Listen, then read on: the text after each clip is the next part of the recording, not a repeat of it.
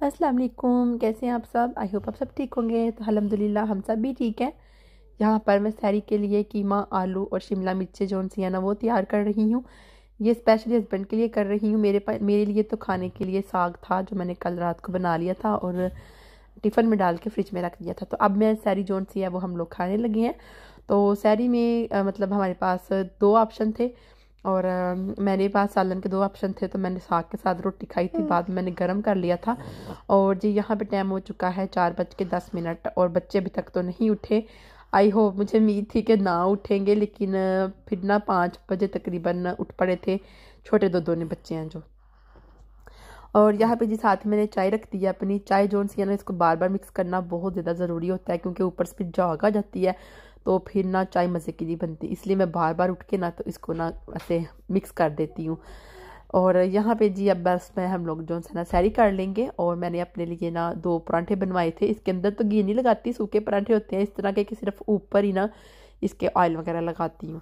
और हस्बैंड के लिए मक्खन लगाती हूँ ऊपर, तो इसलिए। तो मेरे साथ ना कीमे के साथ कभी भी मक्खन नहीं खाया जाता। हमेशा मैं मक्खन खा सकती हूँ साग के साथ, इस तरह की चीज़ें होना फिर मेरे से मक्खन खाया जाता है, वरना मेरे से मक्खन नहीं खाया जाता। कीमे के साथ, गोश्त के साथ बिल्कुल नहीं। मुझे अजीब सी ना फीलिंग आती है, मेरे दिल को ना घबराहट सी होती है। तो यहाँ पे जी शक्कर जो है ना दही में डालती हैं। शक्कर मैंने स्पेशल लाई थी रमज़ान के लिए ही, अदरवाइज़ हम लोग चीनी ही खाते हैं। दही हमारा ज़्यादा यूज़ हो रहा है सिर्फ रमज़ान में, वरना हम नॉर्मल रूटीन में दही घर पे नहीं खाते। कभी 1 महीने में 2 दफ़ा मैं खा लेती हूँ, वो भी मेरा दिल करे तो वो भी बरोट के साथ ना, वरना हम लोग दही ऐसे नहीं खाते जैसे हम लोग रोज़ खा रहे हैं। और दही खाने की वजह से मेरी जोन सी है ना गला काफ़ी ख़राब हो गया, बगलम जमा हो गई है, तो मैं बहुत तंग हूँ। तो इसलिए फिर मैंने दही भी खाया था और फिर बाद में चाय भी पी थी। मैं कह रही थी कि कौन लोग हैं जो दही खाने के बाद चाय पीते हैं, लेकिन मैंने चाय बना ली थी, पीने का दिल नहीं कर रहा था। फिर मैंने सोचा कि मैं इसको ज़ाया कर देती हूँ। फिर मैंने कहा ज़ाया नहीं करनी, क्योंकि पेट में जगह ही नहीं बची है दही खाने के बाद चाय पीने की। और दही खाने के बाद चाय जोन से उसकी फीलिंग अच्छी नहीं आती। यहाँ पे हस्बैंड जोन है ना वो अपनी जोन है ना वो नमाज़ पढ़ने लग पड़े हैं। अब 5 बज चुके हैं और बस ये सो जाएंगे और मैं फिर जो है ना बर्तन वगैरह संभाल लूँगी। साथ ही मैंने अपने बच्चों के टिफ़िन वगैरह रेडी करने शुरू कर दिए थे, ताकि ना 6 बजे जब उनको उठाऊँ ना तो उनके टिफ़िन रेडी हों तो फिर उनके ध्यान में लग जाऊँगी। कोई और काम करना होगा, वो निकल जाते हैं काम पे। काम तो बड़े निकलते हैं ना बच्चों के साथ, सुबह सुबह कहाँ हम 3:30 बजे के उठे होते हैं और फिर दोबारा जाके 8 बजे सोते हैं। और साथ ही मैं अंडे बॉयल कर रही थी इसको देने के लिए। और यहाँ पे बच्चों को स्कूल छोड़ने के बाद अब हम बच्चों को ना स्कूल से लेने के लिए आए थे। और बच्चे जो उनसे थे ना आइंस में ऊपर थे, वो 3rd फ्लोर पे थे ना, तो पता नहीं चल रहा था हमें किधर है। तो फिर हम लोगों ने यहाँ पे बोर्ड पे देखा इनकी पिक कहाँ लगी हुई है, तो वो ऊपर वाले फ्लोर पे थे। तो हम लोग फिर इनको लेके आए और मैं नीचे ही थी, बच्चे भी नीचे थे, बस वो थोड़ी सी स्टेयर चार के ऊपर चले गए थे। तो मैंने कहा गिर ना जाए, तो ऊपर से हस्बैंड आ रहे थे तो फिर उनको नीचे ले आए इनको। तो बस मैं अपने बच्चे जो है ना अपनी पैकिंग वगैरह कर लेंगे। तो अंदर मैं नहीं जा रही, मैं इधर ही खड़ी थी। तो मैंने कहा आ जाते हैं बाहर आराम से, क्योंकि ईसा का भी ध्यान रखना था और हस्बैंड का ध्यान इधर उधर हो जाए ना तो फिर दोबारा से फिर मैंने पास रह के ज़्यादा ध्यान रखना होता है। अब देखें उसकी हरकतें ईसा की, और उसके पापा भी उसके साथ खूब मस्ती कर रहे हैं उसको तंग करने के लिए कि ये किसी तरीके से मना हो जाए। ये कि ईसा तो मना होने वाला नहीं है, वो तो अपनी मना के ही छोड़ता है। देखिए अब कितनी ज़िद्द कर रहा था, तो फिर आखिरकार इन्होंने कहा मैं जा रहा हूँ गाड़ी में, तुम बच्चों को लेके आ जाना। तो बस फिदा काफ़ी देर कर देती है हमेशा। फिदा जो है ना काफ़ी लेट सुस्त हो जाती है, आस्ता आस्ता काम करती है। तो फिर उसके पास अंदर चली गई है। अब हम लोग घर जाएंगे। बाज़ लोग इस दफ़ा इस टाइम लेने आ जाते हैं 2 बजे तक। सब लोग ना काफ़ी ज़्यादा लोग अपने बच्चे ले जाते हैं, लेकिन कभी कभी हम 3 बजे आते हैं ना तो काफ़ी ज़्यादा बच्चे जा चुके होते हैं। तो काफ़ी ठंड थी बाहर, तो बच्चों को बस हम लेके गाड़ी में बैठेंगे।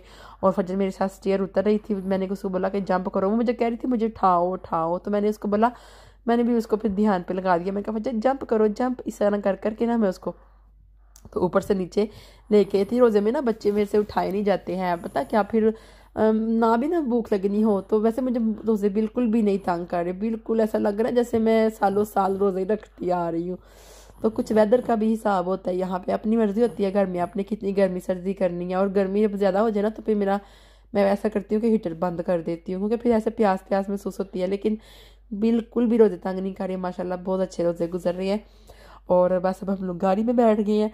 और जी यहाँ पे जी बच्चे फजर रो बरा रही थी, वो कह रही थी कि मैंने झूले पे झूला झूलना है। जहाँ पे जो बच्चों के स्कूल के बाहर जो पार्किंग है ना वहाँ पे बच्चों के लिए काफ़ी ज़्यादा चीज़ें हैं, तो फिर वहाँ पे वो ज़्यादा सच्ची बता लेती है, लेकिन कभी कभी हमारे पास टाइम ना हो तो फिर हम लोग जहाँ पे बाहर नहीं निकलते।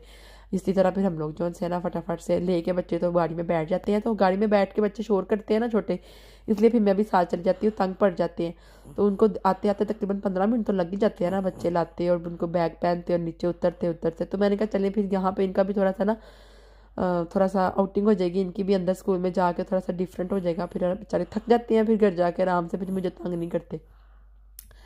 तो अब हम लोग घर जा रहे हैं। हमने लाइब्रेरी सिटी में जाना था, काफ़ी चीज़ें हमारी ख़त्म थी और सुबह मतलब के तो हल्की हल्की सी ना ऐसे मैंने वेदर चेक किया था, तो मतलब उन्होंने बताया था कि आज ना बर्फ़ होगी। तो उम्मीद तो नहीं है कि बर्फ़ इतनी पड़ेगी, क्योंकि हम लोगों ने जाना लाइब्रेरी, तो हमने कहा था कि बर्फ़ में अब हमने कभी लाइब्रेरी नहीं जाना। लास्ट टाइम हम लोग गए थे तो बर्फ़ इतनी ज़्यादा थी कि हम बीच में फंस गए थे, तो फिर ना हमें बहुत ज़्यादा ठंड भी लगी थी और गाड़ी दरमियान में और ऊपर बर्फ़ नीचे, बड़ा मज़ा सा गीला सा मौसम हो जाता है। फिर पाँव जो से होते हैं ना वो, फिर अगर आप बाहर फिर रहे हो ना तो फिर गाड़ी सारी की सारी गीली हो जाती है पाँव की वजह से ना, मैट्स वगैरह गीले हो जाते हैं, अजीब मतलब अजीब सा मौसम हो जाता है गाड़ी के अंदर का, तो मुझे नहीं अच्छा लगता। तो इसलिए फिर मैं कहती हूँ कि अवॉइड करती हूँ कि बारिश में कहीं नहीं निकलना। आप देखिए बारिश के ऊपर काफ़ी ज़्यादा बादल छाए हुए हैं, बस मैं कह रही हूँ बर्फ़ ना पड़ जाए, लेकिन नहीं, ऐसा नहीं हुआ। बर्फ़ तो पड़नी थी, तो फिर बर्फ़ पड़ना शुरू हो गया ऐसा ऐसा। मैं आपको भी दिखाती हूँ, ये देखें इतनी इतनी मोटी बर्फ़ पड़ रही है ना कि ऊपर गिर रही है और पता चल रहा है कि कहाँ कहाँ गिर रही है। तो इसने आहिस्ता आहिस्ता तो बढ़ जाना है, लेकिन फिर बीच में कम हो गई थी। फिर मैंने कहा बड़ी अच्छी बात है, फिर हम लोग निकल गए। तो फिर हम लोगों ने अपना बच्चे जो नीचे उतर गया ना गाड़ी से, तो इन्होंने हमने कहा फटाफट से कुछ खिला पिला लें घर से ही, क्योंकि रमज़ान है। तो फिर हम लोग जब वहाँ पे जाएंगे तो ये कुछ ना कुछ खाने के लिए बोलेंगे, तो फिर ना तंग बंदा होता है, तो हम लोग बैठ के तो खा नहीं सकते यानी कि होटल वगैरह से। तो हम लोगों ने इनको घर में लेके जाए, बैग वगैरह उतारे और फिर बाद में हम लोग इसको बैठाएंगे और फिर हम लोग दोबारा से ना लाइब्रेरी जोन है ना वो जाने के लिए रेडी हो जाएंगे। मैंने कहा छोटे बच्चों को भी कुछ खिला पिला लूँ और बड़ों को भी, क्योंकि काफ़ी ज़्यादा चीज़ें ख़त्म है, तो ख़ास करके गोश्त ख़त्म हो चुका है, तो वो लेने के लिए जाना है। तो फिर मामा को हमने बच्चों को कहा कोई ईजी से कपड़े पहन लो और हाथ वगैरह धो लो, मुँह हाथ धो लो, मैं फटाफट आपको ना सैंडविच बना देती हूँ और खा लेना और फिर चले जाना। तो फिर मैं बाद में बच्चों को, छोटे बच्चों को नींद आने लग पड़ी थी, तो फिर मैंने कहा चलो तुम लोगों को ना फटाफट से नींद करा देती हूँ 1-1 घंटा, ताकि तुम लोग तंग ना करो।